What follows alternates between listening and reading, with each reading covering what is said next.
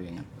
Bienvenidos sean todos a su programa Aportando RD. Buenas tardes, doctor. Buenas tardes, mi querida doctora. Habemos Papa. Hoy ya habemos Papa. El recién elegido Papa León XIV, Robert Francis Prevost, hace un gesto desde el balcón central de la Basílica de San Pedro tras la clausura del cónclave de los cardenales en el Vaticano. Así es que tenemos, bien, gracias a Dios. Tenemos ahora un gran dilema en relación a por dónde viene el Papa. Sí, porque él es latino, dice que... No es lo que él sea. Nació... Es lo que él no es. No sabemos todavía lo que él es. Hasta que primero démosle la bienvenida, doctor. Asuma su gobierno, porque sí, es un jefe de gobierno, Estado. Sí, claro. Hay que reconocer el Papa. Él es jefe de Estado del Vaticano, sí. Entonces, el cardenal Robert Francis Prevost, que es de origen norteamericano, hay que reconocer que por primera vez los Estados Unidos pegan con un papa. Pegan un papa por primera vez. Y es demasiada coincidencia que después de haber ido a los funerales del papa, Donald Trump haya salido agraciado como papa. ¿Qué habrá pasado? ¿Le habrá arreglado los aranceles al Vaticano? Se ganó la buena voluntad. Bueno, parece ahí hubo una buena negociación. Ayúdenme con el Papa. Pero este Papa tiene una característica especial.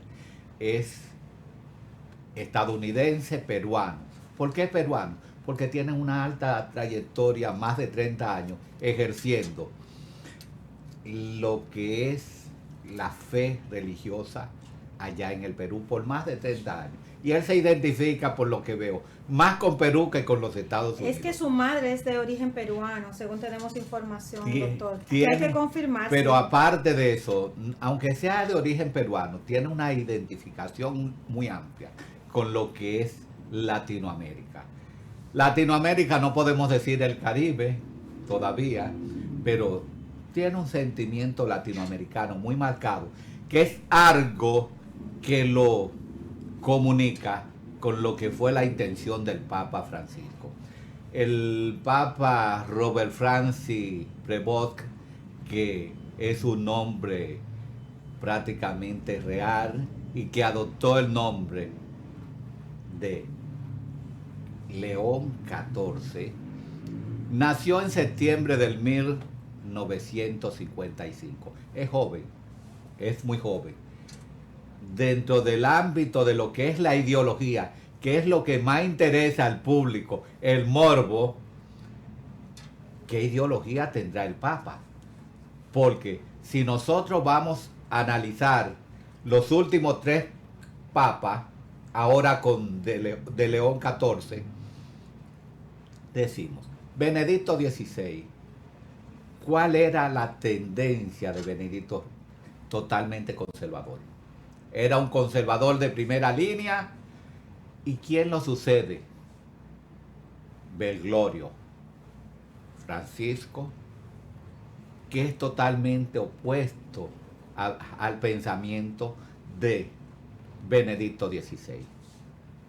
Una doctrina totalmente progresista y desde el ámbito pastoral también progresista, enmarcado dentro del contexto social de la paz y la justicia, que eran las normas que él enarbolaba. Ahora, desde el punto de vista pastoral, desde la óptica pastoral, vamos a decir que ese contexto progresista lo desligaba del aspecto tradicional, a diferencia de este nuevo Papa, que desde el punto de vista doctrinal es conservador, pero desde el punto de vista pastoral es progresista, y por ello tiene un vínculo de continuidad con lo que es el papado de Francisco. Y hay que reconocer algo, que Francisco fue quien enarboló, fue quien le dio ese protagonismo a lo que es hoy el Papa León III, para que asumiera ciertas preeminencias dentro del obispado. Él fue nombrado en el año de 2023 por Francisco. Francisco hizo una serie de nombramientos a nivel de obispo y cardenales que estaban muy relacionados con su doctrina, lo que él quería enarbolar y proyectar para un futuro en el ámbito de lo que es el progresismo, para romper una tradición conservadora. Entonces, ¿y cómo podemos ver que la doctrina que sigue el nuevo Papa es una doctrina tradicional conservadora? Por lo siguiente, el vestimento que usan, la mezuca, creo que le llaman así, volvió a colocársela de color rojo. La estola bordada también se la colocó, algo que había rechazado el Papa Francisco, en base a su humildad y de que no voy a dar continuidad a lo anterior. Y es una forma que utilizó Francisco de establecer una ruptura entre lo conservador y lo progresista, entre lo tradicional y lo no tradicional. Es decir, el ámbito que manejó Francisco totalmente contrario a lo que fue Benedicto XVI, que Benedicto XVI ejerció un liderazgo a nivel intelectual. En el ámbito social se limitó, no opinó. En cuanto al ámbito de la homosexualidad dentro de la iglesia, de los sacerdotes, Benedicto se pronunció, pero se le acusó también de hacer caso omiso. Emitió criterios fuertes contra la depredación sexual de los sacerdotes en la iglesia, pero no actuó, no hizo caso omiso. En cambio, Francisco fue drástico con esto, realizó ciertos cambios y actuó, que es algo que lo distingue dentro del contexto de lo que es el accionar de la Iglesia Católica. Ahora, este Papa, por más que se quiera decir León XIV, no podemos todavía decir cuál es la línea. Simplemente, el simple hecho de ponerse la vestimenta, ya sabemos que tiene una tradición, una doctrina tradicional. Respeta la tradición de la iglesia. Y si respeta la tradición de la iglesia, podemos decir que tiene un ámbito conservador, pero conservador moderado. ¿Va a ser un conservador moderado o va a ser un conservador tajante? Porque para conservar lo que son las tradiciones de la iglesia, hay que ser un conservador no tan radical como lo fue Benedicto, pero tiene que identificarse bastante con lo que es el ámbito de la doctrina de la iglesia, que ya la comenzó a practicar. Sí. Por eso podríamos decir y reconfigurar, si va a seguir el ámbito pastoral que siguió Francisco, o si va a continuar un ámbito pastoral radical como el que tuvo Benedicto XVI. En ese sentido, al saber y ya anunciarlo de antemano, de que es o va a ejercer un aspecto moderado dentro de lo que es la institución de la iglesia, y esas fueron una de las razones por la cual fue elegido, porque dentro del cónclave, en el cuarto proceso eleccionario, fue cuando se decidió buscar a alguien que fuera neutro, que no se refiriera a una facción conservadora, pero también poco a una facción progresista. Entonces, se encuentran con este Papa, con Robert Francis Prescott, quien tiene una línea que es conciliadora, que fue algo que caracterizó bastante a Juan Pablo II.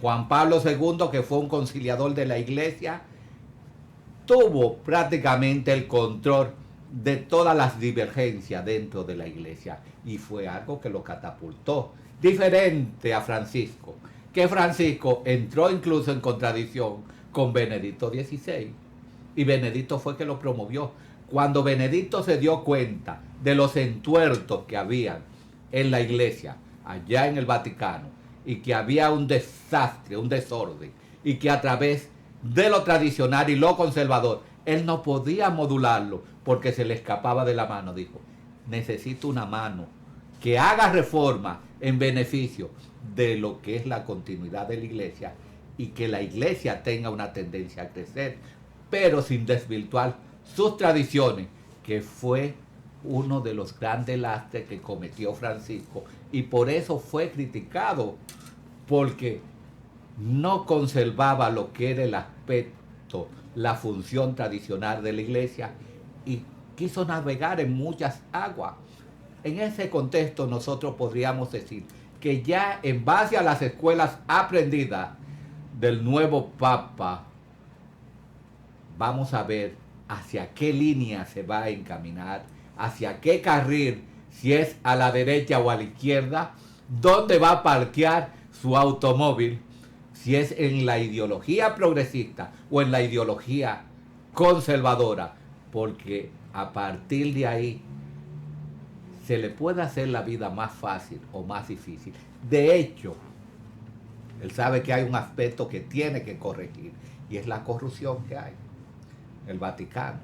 Él tiene que saber manejar y darle continuidad a una serie de procesos que comenzó Francisco, que lo dejó avanzado en el ámbito de lo que es la administración de ese pequeño estado de apenas 21 kilómetros llamado el Vaticano. El Papa, como jefe de Estado, tiene una función a la que se debe en el ámbito de lo que es la finanza, de la administración, de lo que es la iglesia, lo que es el papado, pero sobre todo en lo que es la imposición y las regulaciones mediante las cuales se va a regir la iglesia a partir de estos momentos. Por eso entendemos que el Papa tiene una gran responsabilidad, un gran compromiso con sus feligreses, que esperan unos y otros que se vaya por el camino que a ellos más les convenga. Y por ello entendemos que él se va por un camino por el cual no tenga críticas ni de derecha ni de izquierda, algo que es difícil. Conciliar con todos los sectores es sumamente difícil, porque no se puede ser bueno con todo. ¿Qué usted dice de eso, mi doctora? Sí, doctor, algo bien relevante que nosotros pudimos observar, y que ya todas las noticias mundiales han resaltado, y fueron las primeras palabras del nuevo Papa: la paz esté con todos ustedes. Y dijo: Dios ama a todo el mundo y que la maldad no prevalecerá. Todos estamos en las manos de Dios, por lo tanto, sin temor, unidos, mano a mano, seguimos adelante. Somos los discípulos de Cristo. El mundo necesita su luz. La humanidad lo necesita como ese puente que nos lleva a Dios. O sea, el nuevo Papa habla sobre la paz del mundo en medio de guerras. Mi doctora, pero de eso hablan todos los papas.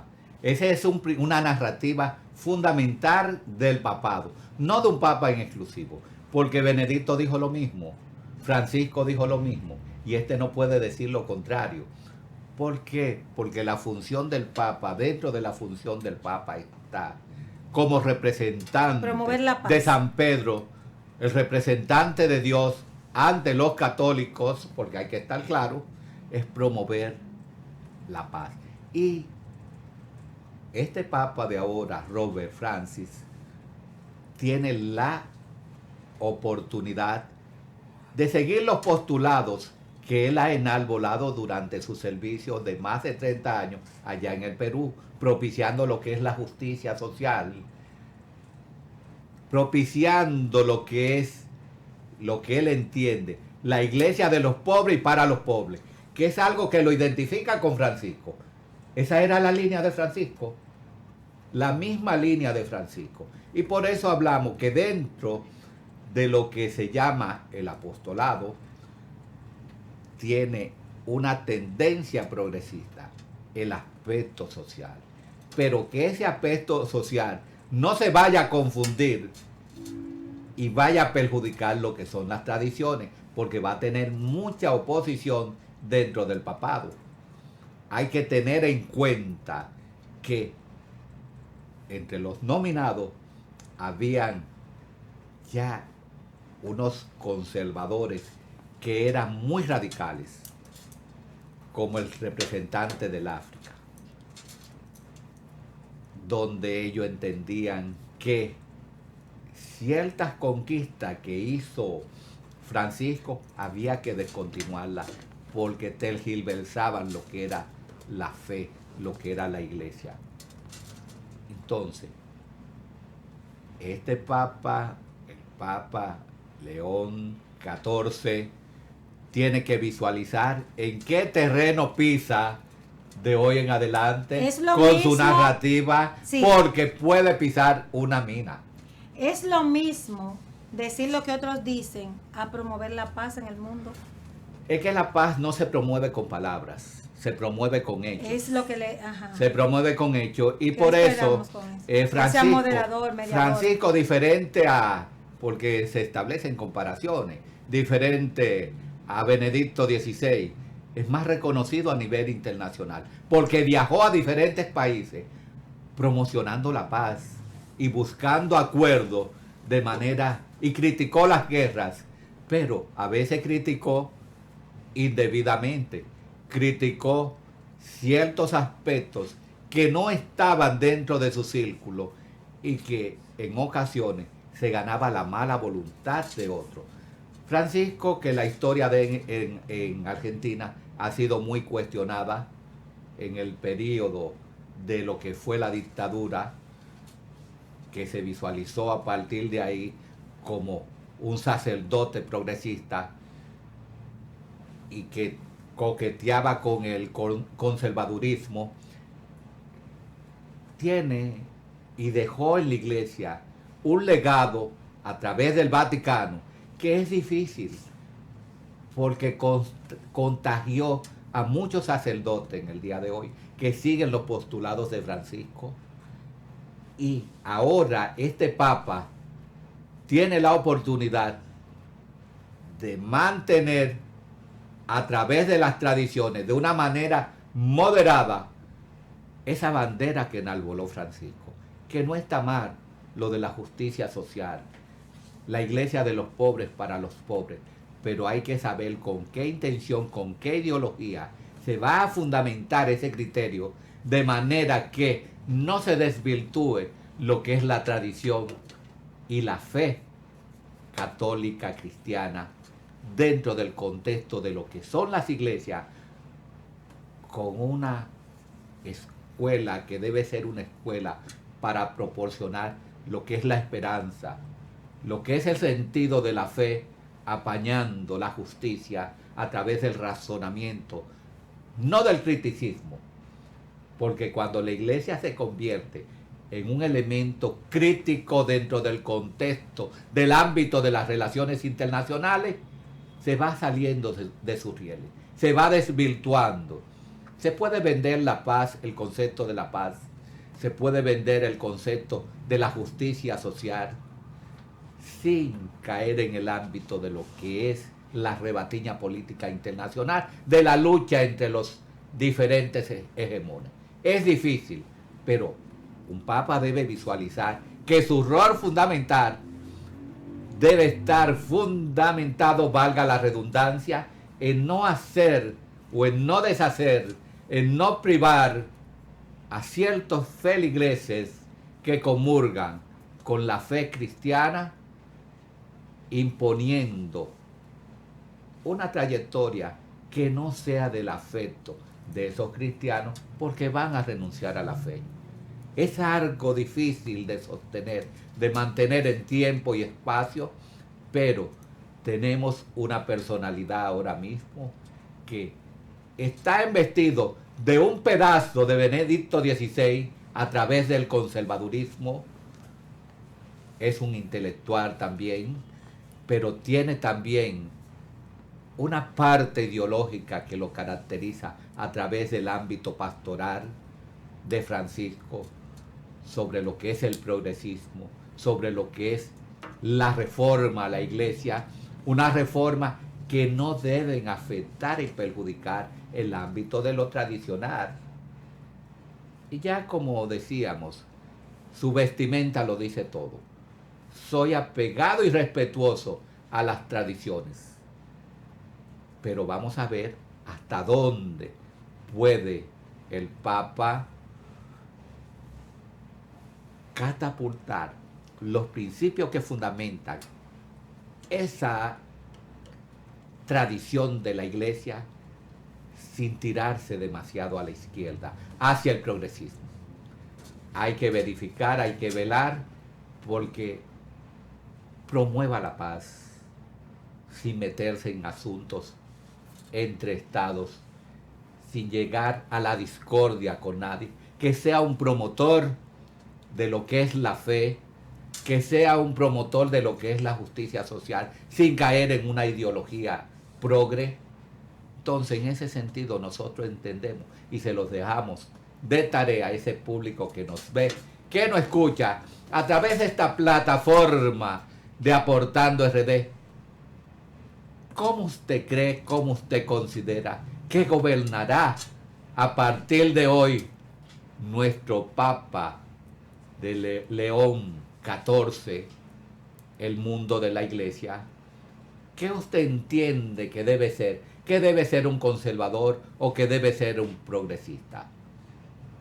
Déjenos sus opiniones en ese sentido, ¿verdad, doctora?